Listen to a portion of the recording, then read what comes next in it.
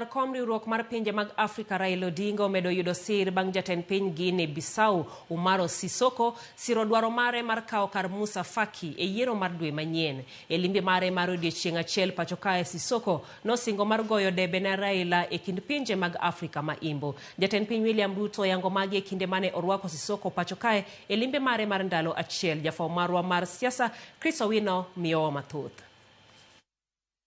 Sulwe mar jalar kom riwruog pinje mag Afrika Raila Odinga omedo rieny bang' jatend piny Guinea Bissau Umaro Embalo Sisoko singo mar goyone ombulu e yiero ma tarik 15 dwe manyien kaachiel gi sero ne ombulu e kind pinje mag Afrika ma Imbo. Your Excellency, to conclude by giving you my assurance and that of the government and people of Kenya of the friendship and partnership between Kenya and your great country, and to thank you most sincerely for supporting Kenya's candidature of the Africa Union Commission, as I informed you earlier last year, and to in a very special way recognize your efforts in not only supporting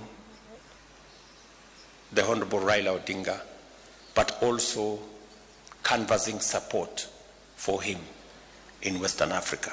We very sincerely thank you, Mr. President, for that friendship. As my brother, President Ruto has just mentioned that Guinea-Bissau and Kenya are two countries, two brotherly countries.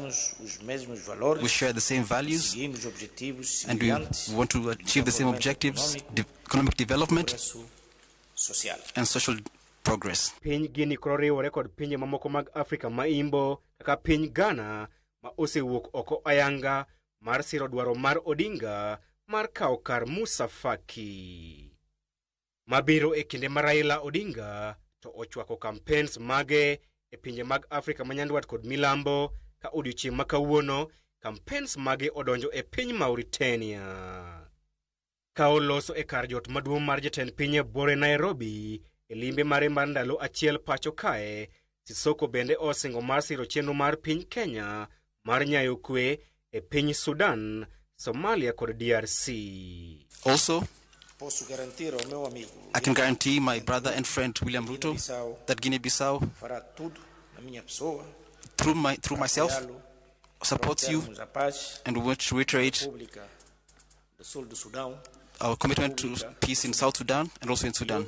We believe that to be able to unlock the potential that exists in our continent for industrialization, for job creation, for unlocking the potential of the resources that exist in our continent, peace and security must be front and center, because there can never be any investment of trade in an environment of conflict and insecurity. E korka kore, jatend piny William Ruto oyango ni piny Kenya biro dhi nyime gi rito osiep mare kod Guinea Bissau.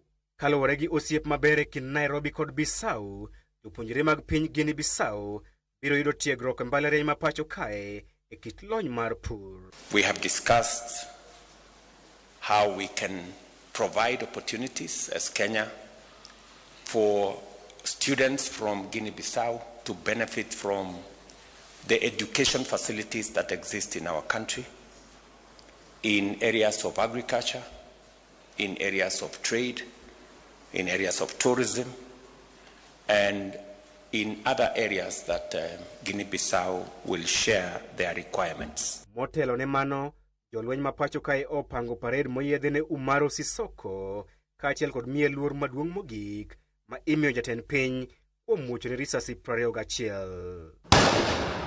Limbe mar jatend piny Guinea Bissau Umaro Sisoko biro e kinde ma piny Kenya dhi nyime kod chenro mar yaro bade kod mbi mare e pinje mag Afrika. Chris Owino, Ramogi TV, State House, Nairobi.